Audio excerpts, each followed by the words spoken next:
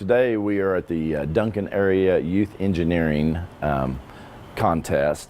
At points in times we've had close to 350 cars that will race in a day.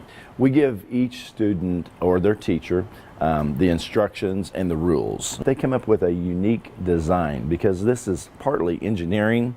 Not only is it the fastest car, but we also want to give points to students for engineering. This is a learning activity. So you're trying to get them to understand, what and how to benefit from making those adjustments to their car can help them.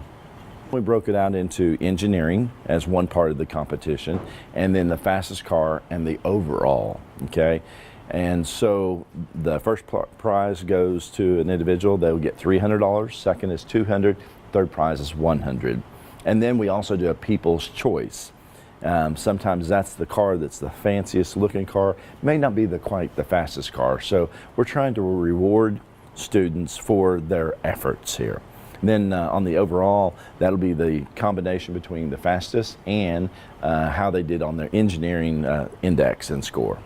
I hope the students will take away one, a sense of community, since all of the surrounding schools come together to do this event, and also just a little bit of math and science with making the cars and seeing them race, seeing how the CO2 just shoots them across the field.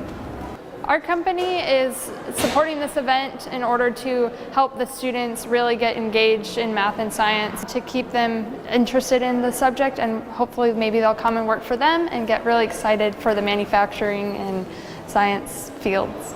We have all the different pieces that they need to make the car. The kit that they have, it starts with just a block of wood. We do pre-drill the holes, but other than that, it's just a block of wood that they start with. We provide a piece of styrofoam with the same dimensions that they can practice and model their car. We have the axles and the wheels in those kits, and the CO2 cartridge. They can use their own imagination and design process of however they want to design their car within the specs of the competition. But it's really up to them from that point. We just provide the raw materials for them to be successful. We bring the cars in about 2 weeks ahead of the race time and do a judging on them to make sure that the competitors follow the design rules and that they meet all the requirements. If they're disqualified, we give them a week to redo their car, to correct their car, or what they need to do to be within the acceptable limits so that they can compete today. The difference between a fast car and a not so fast car can be a lot of things. This is a CO2 powered cartridge that's fueling the car down the racetrack. The racetrack's 60 foot long, following a monofilament line. If the wheels are not, the axles aren't straight on the car, if the wheels lope on the car, if they're not trued up, that will cause it to slow down. Friction will cause it to slow down. The type of bearing they use can help speed the car up. The design of the car, its aerodynamics, the whole 9 yards plays into this competition.